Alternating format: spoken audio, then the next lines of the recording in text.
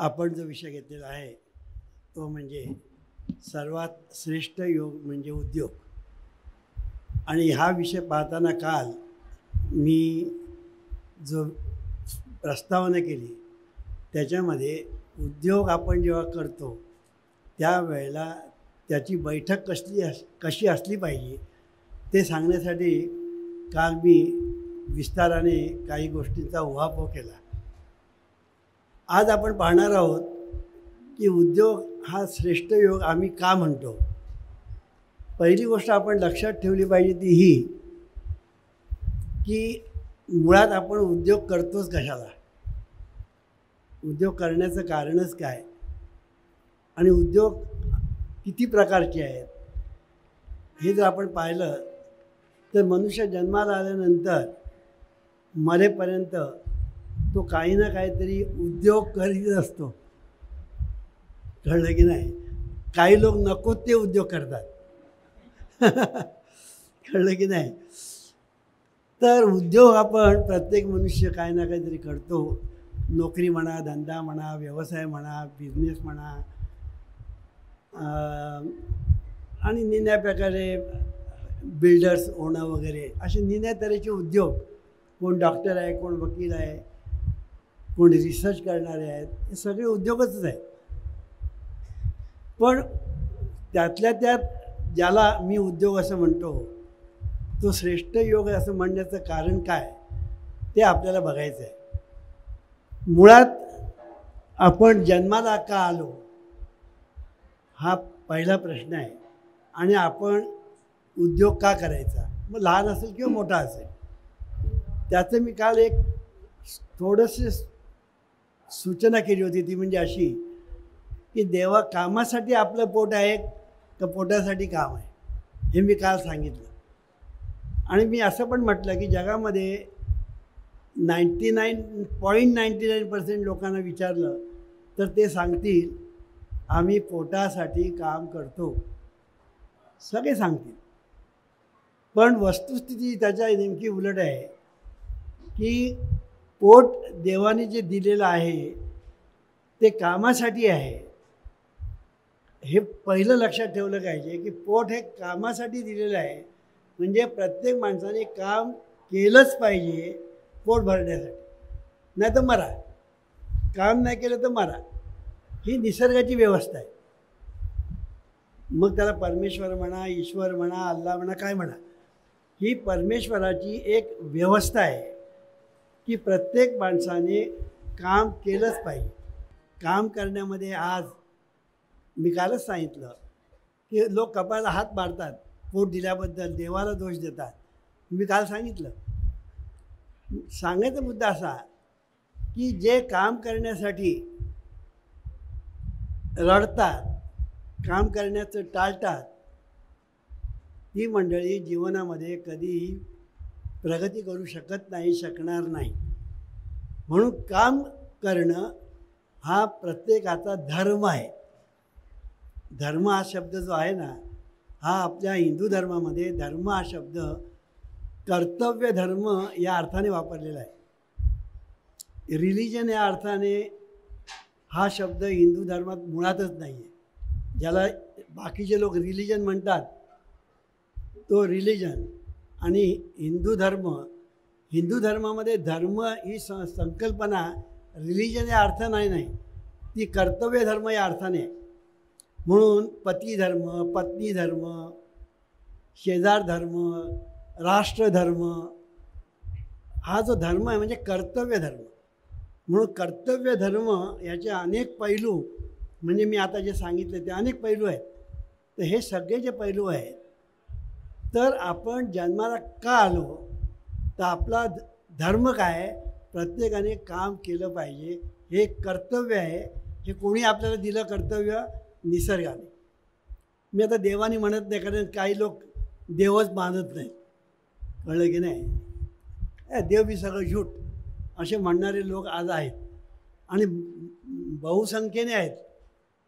आता बघायला चायना म्हणा, रशिया म्हणा, त्या बाजूचे सगळे जे कंट्रीज आहेत, कम्युनिस्ट कंट्रीज जे आहेत, पुष्कळशे सोशलिस्ट आहेत, त्यांची संख्या मोठी आहे. देवच मानत नाहीत ते. तर तो विषय आता मी काल सांगितलं, देव का मानायचा, किंवा मानणं हा विषयच मुळात चुकीचे आहे. जे आहे ते मानायचं काय. आता इथे मी बसलेलो आहे, वामनराव पै आहे असं आम्ही मानतो, याला काय अर्थ आहे. जो सर्व दिसतो आहे त्याला मानायचं काय. तसं परमेश्वर, गमत अशी आहे की परमेश्वर डोळ्याला दिसत नाही म्हणून तो मानायचा नाही, याला काय अर्थ आहे. मी कालच सांगितलं, तो दिसण्याचा विषयच नाही. तो आतापर्यंत कोणाला दिसलाच नाही आणि याच्यापुढे कोणाला दिसणार नाही, कारण तो दिसण्याचा विषयच नाही. हवा कोणाला दिसला आहे का, माझा आवाज कोणाला दिसला आहे का, तुम्हाला भूक लागते, ती भूक कोणाला दिसली का, फुलातला सुगंध कोणाला दिसला का, दिसण्याचा तो विषयच नाही. म्हणून काल मी सांगितलं की निर्णय, आपली जी इंद्रिय आहेत त्यांचे निर्णय विषय आहेत. म्हणून कानाने फक्त ऐकायचं. तुम्ही म्हणा कानाने मी वास घेईन तर चालायचं नाही. तसं परमेश्वराला जर तुम्हाला बघायचं असेल, हा शब्द मी वापरतोय तो अनुभवाच्या दृष्टीने, त्या संतांनी तो शब्द त्या अर्थाने वापरलेला आहे. मी देव पाहिला याचा अर्थ मी देव अनुभवला. देवाचा अनुभव घ्यायचा असतो, त्याला पाहायचा नसतो. आणि म्हणून पाहणं ज्याला आपण म्हणतो म्हणजे अनुभवणं. आणि हे जे अनुभवणं जे आहे ते अनुभवण्याचा अधिकार फक्त एकालाच आहे, ते म्हणजे मन. म्हणून आपल्या ठिकाणी हे जे मन आहे त्या मनाचं महत्त्व फार मोठं आहे की मनाने आपण देवाला अनुभवू शकतो.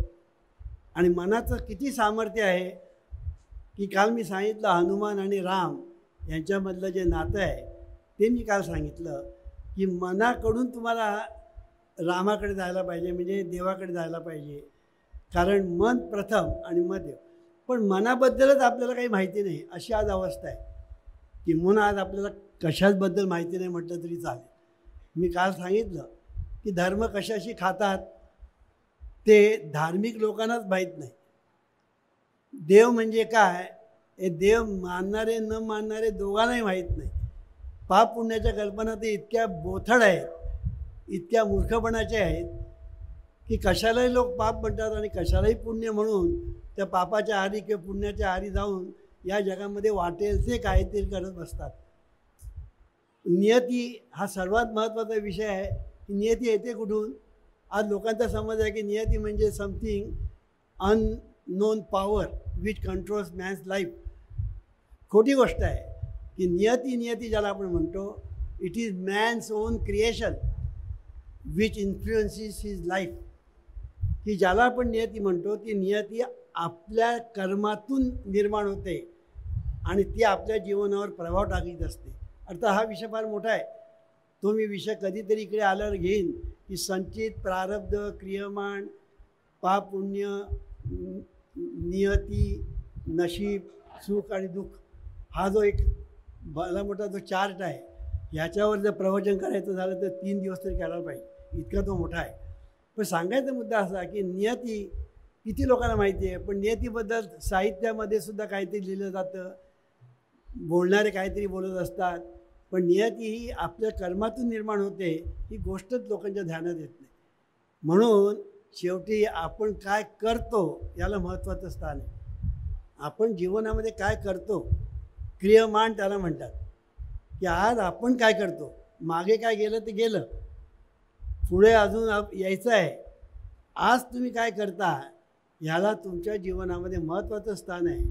कारण आज तुम्ही जे करता त्याने तुमचं प्रारब्ध जे आहे ते स्ट्रॉंग किंवा वीक होणार आहे आणि नियती जी आहे ती प्रभावित किंवा अप्रभावित होणार आहे. म्हणजे आपल्या आजच्या क्रियमनाला फार महत्त्वाचं स्थान आहे.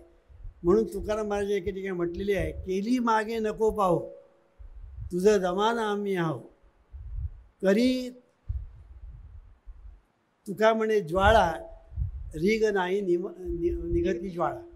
त्यांनी असं म्हटलेलं आहे की मागे जे तू काय केलंस ना, काय पाप केलं असेल, पुण्य केलं असेल, काय आता तुझे विसरून जा. आता याच्या पुढे काय करायचं ते ठरव आणि आता जे तू करशील ते महत्त्वाचं आहे. तर सांगायचा मुद्दा असा की तुम्ही आज जे काय करता याला महत्त्वाचं स्थान आहे आणि ते चांगलं केलं पाहिजे. ते चांगलं केलं पाहिजे. म्हणून उद्योग, मी मगाशी सांगितलं, आपण प्रत्येक मनुष्य काही ना काहीतरी उद्योग करत असतो पोट भरण्यासाठी. आणि हे पोट भरण्यासाठी हा जो आपण उद्योग करतो, तो उद्योग जो आहे त्याला महत्त्वाचं स्थान आहे. कारण उद्योग आपण फक्त आपल्या पोट भरण्यासाठी करतो हा समज चुकीचा आहे.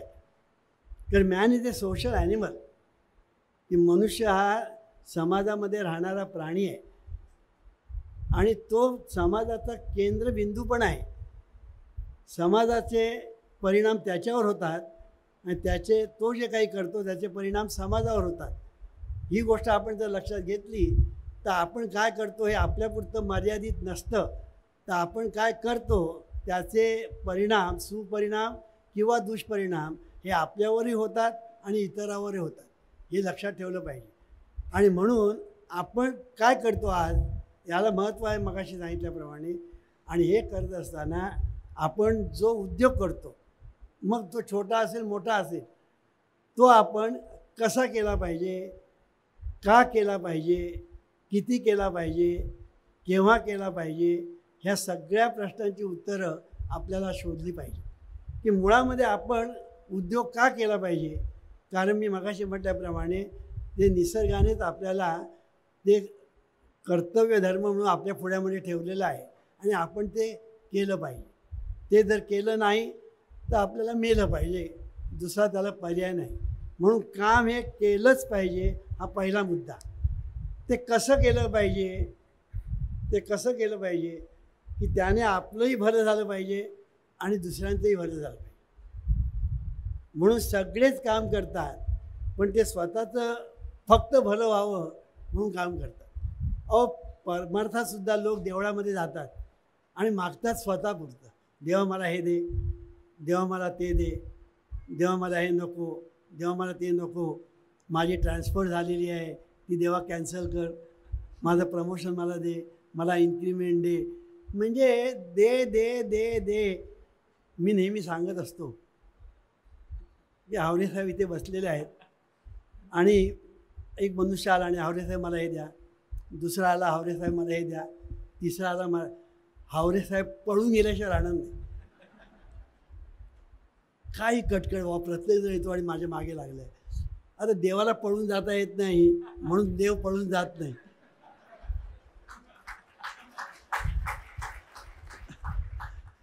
तर सांगायचा मुद्दा असा की आपण देवाजवळ मागतो, पण देवाजवळ काय मागायचं हे सुद्धा लोकांना कळत नाही.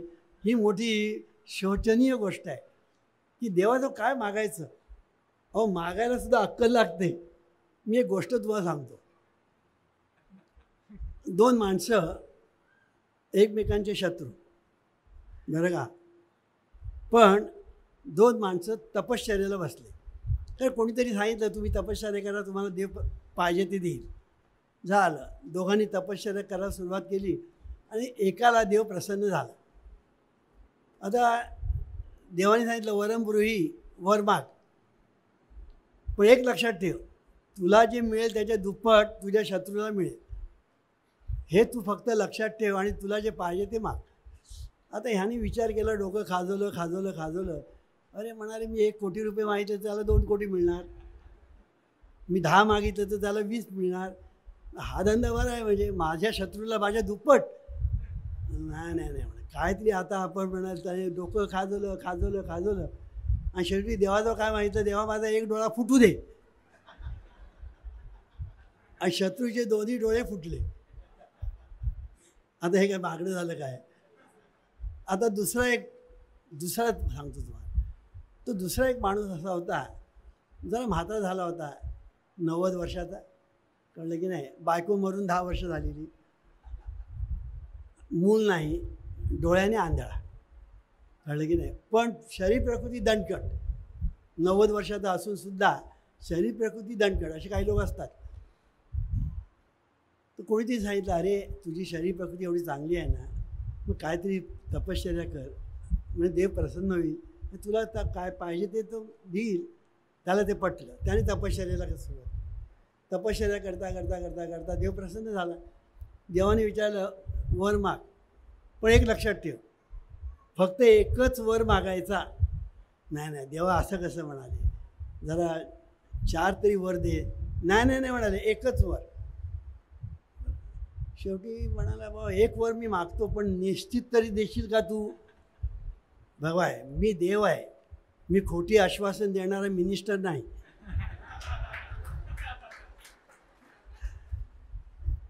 तर तू जे मागशील ते मी तुला देणार, पण एक वर. मग देवा मी 5 मिनटं जरा विचार करतो. आता एकच वर मागायचं तर जरा विचार करतो. 10 मिनटं घे. मग डोळे खाजून, डोकं खाजून खाजून खाजून त्याने विचार, देवाला प्रश्न, देवाकडे मागणं मागितलं. देवा तू नक्की देणार ना? हो. मग असं कर, माझ्या पंतूला राज्यावर बसलेला मी या डोळ्यांनी पाहावं.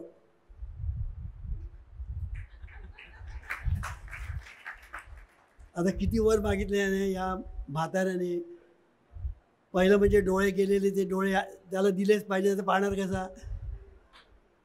बरं, पंतू पाहिजे म्हणजे नातू पाहिजे, नातू पाहिजे म्हणजे मुलगा पाहिजे, मुलगा पाहिजे म्हणजे बायको पाहिजे. देवाला झक्कत बायको द्यावी लागली. 4 पिढ्यांचं आयुष्य मिळालं, राज्य मिळालं. आता किती त्यांनी वर मागितलं, एकच मागितलं, पण त्याच्यामध्ये ह्याला म्हणतात हुशारी.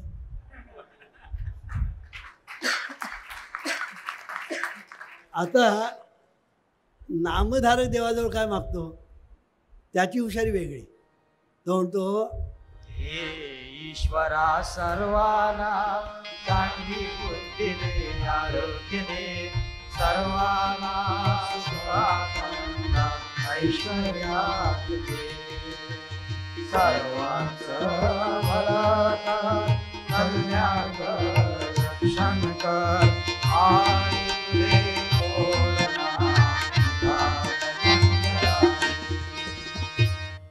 नामधारकाला देव प्रसन्न झाला तर तो हे मागणार, देवा सर्वांचं भलं कर, सर्वांचं कल्याण कर, सर्वांना सुखात ठेव, सर्वांना आनंदात ठेव, सर्वांना ऐश्वर्यात ठेव.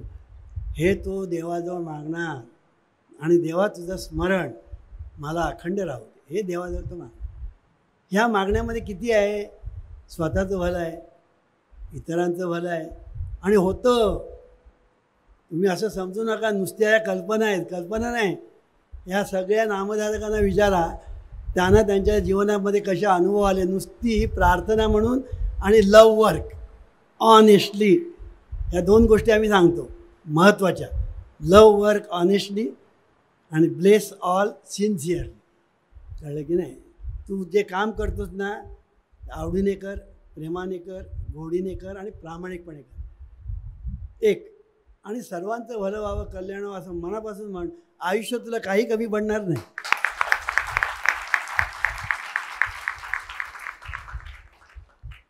तर सांगायचा मुद्दा असा की आपण जे करतो ते देवाजवळ मागतो.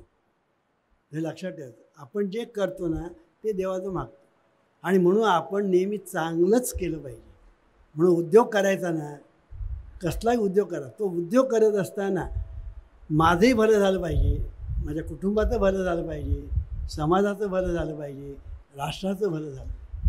आणि म्हणून कुठलंही कर्म करताना आपलं आणि इतरांचं भलं होईल हा विश्वास, हा निश्चय, आणि त्याप्रमाणे आपली कृती जर झाली तर जग सुखी व्हायला किती वेळ लागेल? जग सुखी व्हायला वेळ लागणार नाही. आणि म्हणून कुठलाही व्यवसाय आपण ज्या वेळेला करतो त्यावेळेला तो फक्त मी माझ्यापुरतं आहे असं आपण जेव्हा समजतो ना, तिथे आपलं सर्व गाडं चुकतं.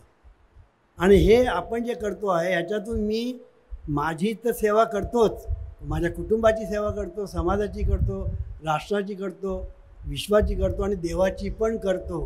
हे आपण लक्षात ठेवलं पाहिजे. आपण आता नोकरीवर जातो, धंदा करतो, उद्योग करतो. मी तर असं म्हणतो, नोकरीवर तुम्ही जाताना, मग नोकरीवर जाताना आता इथून तुम्ही विटीला गेला, चर्चगेटला गेला, तिथे जाऊन काम केलं, घरी परत आला, काय झालं? एक वारी झाली.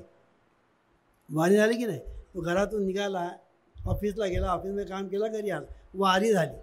मी म्हणतो ही वारी सर्वात श्रेष्ठ आहे. की वारकरी व्हा, पण ही वारी करा. ह्या वारीला मी का महत्त्व देतो का या वारीमध्ये तुम्ही ऑफिसला जाऊन, मग कुठले ऑफिस असू दे, तुम्ही लोकांची सेवा करत असता. मंत्रालयामध्ये सुद्धा लोक काम करतात, ते सेवा म्हणून करणं आणि काम पैसे खाण्यासाठी म्हणून करणं आणि काम करायचं म्हणून करणं, असे 3 प्रकारचे लोक आहेत. आणि चौथे काय, ते कामच न करणारे.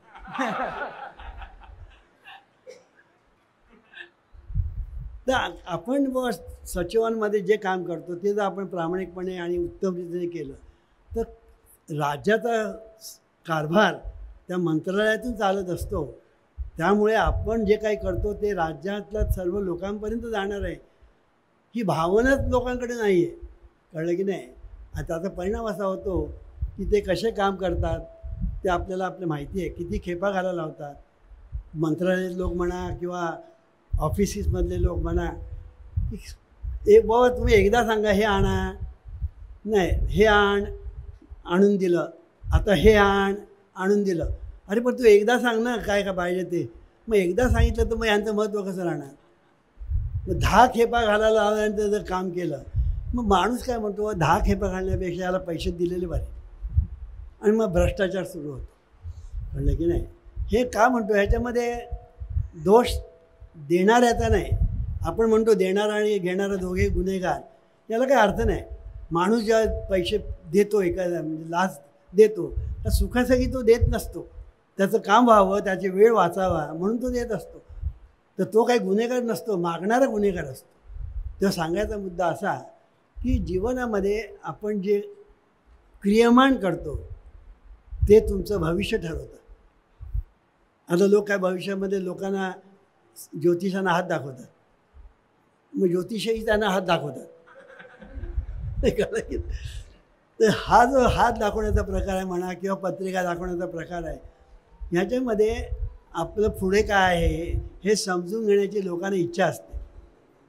त्याच्यापेक्षा पुढे आपलं बरंच होणार आहे हे लक्षात ठेवून चांगलं काम आताच करा ना. म्हणजे त्या ज्योतिषाकडे जाण्याचीच वेळ येणार नाही. कळलं की नाही? कारण आज तुम्ही जे करता ना ती पेरणी असते, ती पेरणी असते आणि त्याचं फळ तुम्हाला उद्या मिळत असतं. आणि म्हणून आपण पेरणी काय करतो ह्याला फार महत्त्वाचं असतं. कारण जे आपण पेरतो ते उगवतं, जे आपण पेरतो ते उगवतं. आणि म्हणून एके ठिकाणी एका इंग्लिश लेखकाने असं म्हटलं आहे, सो ॲक्शन्स, सो म्हणजे SOW पेरा, so actions and reap हॅविश, so हॅविश and reap character, so character and reap destiny असं म्हटलं. म्हणजे डेस्टिनी म्हणजे नशीब. आता हे नशीब कुठून आलं? नशीब आलं तुमच्या ॲक्शन्समधून आलं. कारण ॲक्शन्समध्ये सवयी निर्माण होतात, सवयीतून कॅरेक्टर निर्माण होतो, कॅरेक्टरतून नशीब निर्माण होतं. आता ॲक्शन्सला महत्त्व आहे, पण ॲक्शन्स येतात कुठून? ॲक्शन्स येतात विचारातून. म्हणून विचार महत्त्वाचे, म्हणून विचार महत्त्वाचे. म्हणजे जीवनविद्येने काय सांगितलं, so thoughts and reap actions, आणि मग पुढे नशीब. म्हणून जीवनविद्येने विचारांना महत्त्वाचं स्थान दिलं. आणि म्हणून ही जी प्रार्थना आहे त्याच्यामध्ये विचारांचं महत्त्व आहे की तू विचार चांगले धर. विचार चांगले धरले की तुझ्या जीवनामध्ये आपोआप सगळं चांगलं व्हायला लागतं. त्याचं कारण आहे, त्याचं कारण असं आहे, इथे कॉन्शियस माइंड आणि सबकॉन्शियस माइंड यांचा संबंध येतो.